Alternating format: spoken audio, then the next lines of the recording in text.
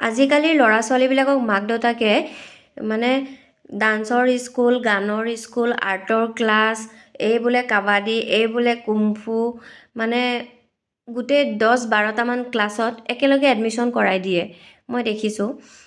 মানে মই তেওঁলোকক সুধিব বিচাৰোঁ, সেই ল'ৰা বা ছোৱালীটো যে ইমানকেইটা ক্লাছ একেলগে এডমিশ্যন কৰাই দিয়ে, তাহাঁতৰ মাথাটো ইমান অকণমানি, ইমানখিনি বস্তু একেলগে কেনেকৈ কভাৰ কৰিব সিহঁতি?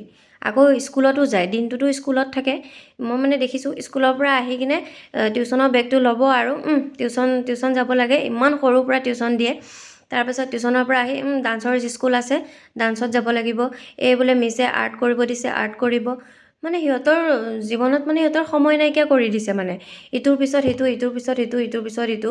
মানে মই এনেকুৱাও দেখিছোঁ ল'ৰা ছোৱালীবিলাকৰ মানে মনে নাই, সেইটো বস্তুত কোনো ইণ্টাৰেষ্টে নাই, তথাপিও মাক দেউতাকে মানে টানি নি কিনে মানে এডমিশ্যন কৰাই দিব, ব'ল সিহঁতৰ ল'ৰা ছোৱালীয়ে এডমিশ্যন দিছে নহয়, আমাৰটোও দিম, আমাৰো ভাল হ'ব, আমাৰো ইণ্টেলিজেণ্ট হ'ব, সেই বুলি ভাবি মানে পূৰা এডমিশ্যন কৰাই দিব 10-12টা ক্লাছত একেলগে। আৰু মানে ভাবি নাচায় যে সেই সৰু সেই ল'ৰা বা ছোৱালীটোৱে সেই মাথা দি মানে সেই বস্তুখিনি ঢুকি পাবনে নাই, কভাৰ কৰিব পাৰিবনে নাই। সিহঁতৰ কিমান ষ্ট্ৰেছ হৈ যায়, ইটোৰ পিছত ইটো, ইটোৰ পিছত সিটো বস্তু একেলগে দি দিয়ে। তেনেকুৱা কৰিব নালাগে। যদি আপোনাৰ ল'ৰা বা ছোৱালীজনীৰ কোনটো বস্তুত মানে ইণ্টাৰেষ্ট আছে, সেই বস্তুটো চাই ল'ব লাগে আগতে। যদি নাচিবলৈ ভাল পায়, ডান্সৰ ক্লাছত দি দিয়ক ধুনীয়াকৈ, বা আৰ্টৰ ক্লাছত দিয়ক, বা দুটা ক্লাছত দি দিয়ক। যিটো ভাল পায় কৰি সেইটো কৰিব দিয়ক। এনেকুৱা নহয় যে আপোনাৰ ল'ৰা ছোৱালীক মানে চব বস্তু একেলগে দি দিলে সি চব ফালে পাৰা হৈ যাব, সেইটো নহয়। গম পাইছেনে? আগত তাৰ ৰুচিটো আগতে নিৰ্ণয় কৰক, কোনটো বস্তু কৰি সি বেছি ভাল পায়, যিটো ভাল পায় সেইটোত দিয়ক।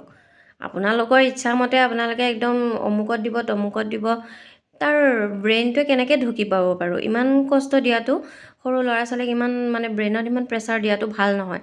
এনেও সিহঁতে খেলা ধূলাৰ মাজেৰে চব বস্তু শিকিব, কিন্তু মানে একদম ইটোৰ পিছত সিটো ক্লাছ, ইটোৰ পিছত সিটো ক্লাছ, মানে দেখিছোঁ মই দৌৰিয়ে থাকে, বেগটো পিঠিত লয় আৰু ইফালৰ পৰা সিফালে, স্কুলৰ পৰা আহিব টিউশ্যন, টিউশ্যনৰ পৰা আহিব আৰ্টৰ ক্লাছ, আৰ্টৰ ক্লাছৰ পৰা বোলে ডেন্সৰ মিছ আহিব, ডেন্স শিকাব, মানে এনেকুৱা।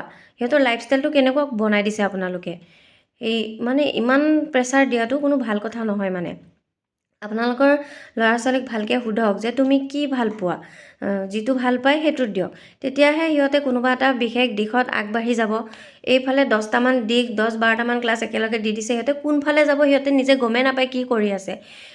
নাচিব দিয়া নাচি থাকে, লিখিব দিয়া লিখি থাকে, আঁকিব দিয়া আঁকি থাকে, সেয়াই কৰি থাকে, কিন্তু সিহঁতৰ কোনটো মানে কি কৰিব সিহঁতে নিজে পাত্তা নোপোৱা হৈ যায়। সেইকাৰণে মই গাৰ্জেনবিলাকক মানে এইটো কথা ভিডিঅ'টোৰ যোগেদি মই ক'ব বিচাৰোঁ, আপোনালোকে ল'ৰা ছোৱালীক এনেকৈ এসোপামান বোজা মূৰত দি নিদিব। তেওঁলোকে যিটো ভাল পায় সেইটো কৰিবলৈ দিয়ক, তেতিয়াহে আপোনাৰ ল'ৰা ছোৱালী ভাল হ'ব, হয় নে নহয়?